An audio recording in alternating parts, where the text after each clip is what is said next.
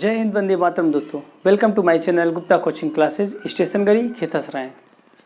आइए आज हम एक नए टॉपिक से इस क्लास की शुरुआत करते हैं। आज का टॉपिक है क्षेत्रफल, इंग्लिश में से एरिया बोलते हैं। तो एरिया मीन्स होता है कि वह क्षेत्र जिसको कवर्ड किया गया है उसको एरिया बोलते हैं। तो आज हम पहले पढ़ेंगे एंगल्स, ट्रायंगल के बारे में। ट्रायंगल में फर्स्ट ट्रायंगल है राइट एंगल ट्रायंगल, यानी उसको समकोण त्रिभुज बोलते हैं। ऐसा त्रिभुज, पहले हम आपको त्रिभुज के बारे में थोड़ा सा बताते हैं। त्रिभुज क्या होता है? जो तीन सरल रेखाओं से घिरी हुई आकृति होती है उसे त्रिभुज कहते हैं। और त्रिभुज होते हैं, एक होती है साइड्स के बेस पे होती है और एक होती है एंगल बेस पे होती है।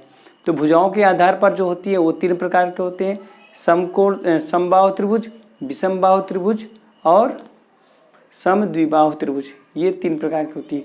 और कोणों के आधार पर इस पे भी तीन प्रकार की होती हैं: न्यून कोण त्रिभुज, समकोण त्रिभुज और अधिक कोण त्रिभुज। तो आज हम पढ़ेंगे समकोण त्रिभुज। आज कोणों के आधार पर इसमें पहला त्रिभुज है समकोण त्रिभुज। समकोण त्रिभुज किसे कहते हैं? ऐसा त्रिभुज, जैसे ये एक त्रिभुज है, ऐसा त्रिभुज जिसका एक कोण 90 अंश का हो, यानी 1 डिग्री उसकी 90 डिग्री होनी चाहिए। तो इस तरह का जो शेप बनेगा, ये शेप बनेगा, यहाँ पे 90 डिग्री बनेगी, इसको बोलते हैं राइट एंगल 90 डिग्री। ठीक, 90 डिग्री के जस्ट सामने वाली जो ये साइड होती है इसको बोलते हैं हाइपोटेनियस, हिंदी में बोलते हैं कर्ण, हाइपोटेनियस बोलते हैं। नीचे जो ज़मीन पर होता है जिसको बेस बोलते हैं, इसको आधार बोलते हैं, बी से डिनोट करते हैं।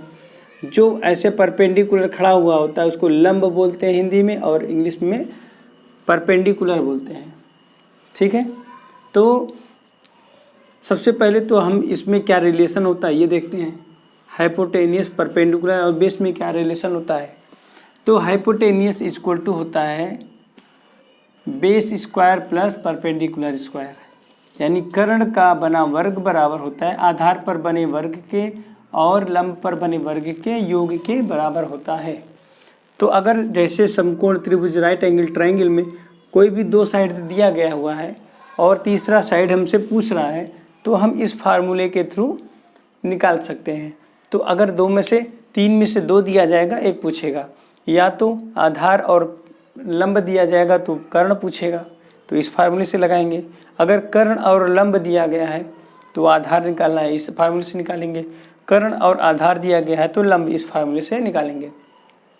एक चीज़ हमेशा नोट करना है, ये है कि राइट एंगल ट्रायंगल में जो हाइपोटेनियस होती है वो सभी भुजाओं से बड़ी होती है, यानी कर्ण जो होता है सबसे बड़ी भुजा होती है समकोण त्रिभुज की, क्योंकि कर्ण में से ही हमें घटाना है।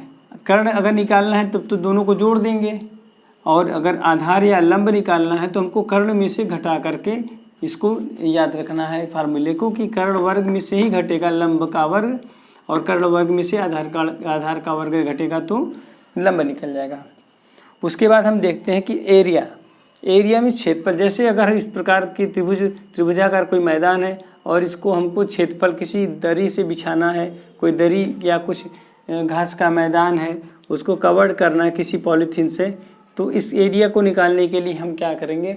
इसका फार्मूला होता है कि समकोण त्रिभुज का क्षेत्रफल, यानी इस तरह के त्रिभुज का क्षेत्रफल बराबर होता है आधार गुणे लंब बटे 2, यानी इसका आधार हमें ज्ञात होना चाहिए और इसका लंब हमें ज्ञात होना चाहिए, तो हम इस त्रिभुज का क्षेत्रफल निकाल सकते हैं।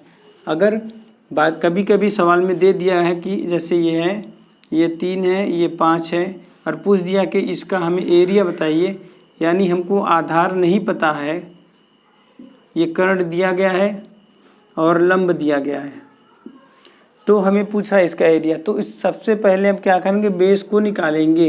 बेस निकालने के लिए इस फार्मूले का यूज़ करेंगे। उसके बाद हम इसका बेस निकालेंगे तो आ जाएगा 4।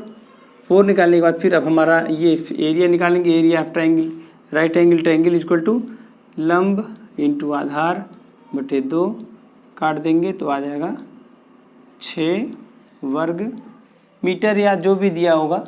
आइए समकोण त्रिभुज से संबंधित कुछ महत्वपूर्ण चीज़ों को हम आपको बताते हैं कि जैसे समकोण त्रिभुज में 3 भुजाएं होती हैं, तो इसमें कुछ ऐसे नंबर्स हैं जिसको हमें याद रखना चाहिए। अगर हमें याद रहता है तो हमें इस तरह के सवाल को हल करने में समय भी नहीं लगेगा, आपको याद रहेगा।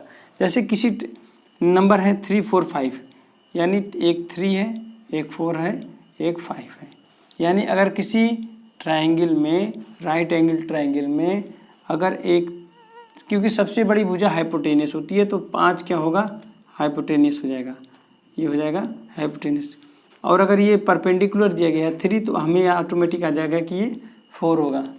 अगर ये 3 नहीं दिया है, 4 दिया है और ये 5 दिया है, तभी हम जान जाएंगे कि 3 4 5 होता है, तो ऑटोमेटिक हमारा ये परपेंडिकुलर 3 होगा। तो हमें ये परपेंडिकुलर ज्ञात करने का ना तो फार्मूला लगाना होगा, ना तो वैल्यू पुट करना होगा, ना तो हमें टाइम लगाना होगा। हमें विद इन सेकेंड में आपको जो है आंसर मिल जाएगा। तो अगर हमें कुछ नंबर्स याद होने चाहिए, जैसे एक ये होता है 3 4 5, इसको पाइथागोरस थ्योरम कहते हैं, पाइथागोरस ट्रिक कहते हैं। तो ये चीज़ इसको याद करते हैं। दूसरा है 5 12 13, कोई राइट एंगल ट्रायंगल है, अगर इसमें दिया है एक 5 है, एक 13 दिया हुआ है, ये पूछ रहा है तो हमें ये 12 ऑटोमेटिक याद हो जाना चाहिए। अगर ये नहीं याद है तो 5 12 याद है तो ये 13 हो जाएगा ऑटोमेटिक। और अगर ये 13 और 12 दिया गया है तो ये ऑटोमेटिक 5 हमें याद रहेगा तो हम निकालेंगे। 7 24 25 ऐसे याद करना है।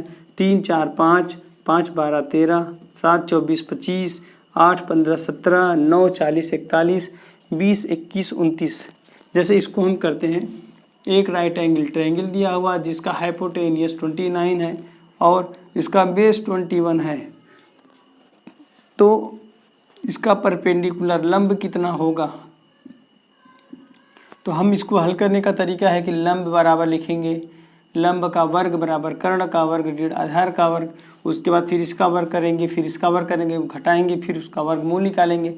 तो उसको ना करना हो उसके लिए अगर हमें याद है तो इस सीधे सीधे हम इसको ऑटोमेटिक लिखेंगे, इसका आंसर आएगा 20। तो एग्ज़ाम में हमें समय मिल जाएगा हमको बाकी और क्वेश्चन को हल करने के लिए। तो आज के लिए इतना ही, इतना आप याद कर डालिए, इसको याद कर लीजिएगा, जिससे आपको बहुत आसानी होगी सवाल को लगाने में।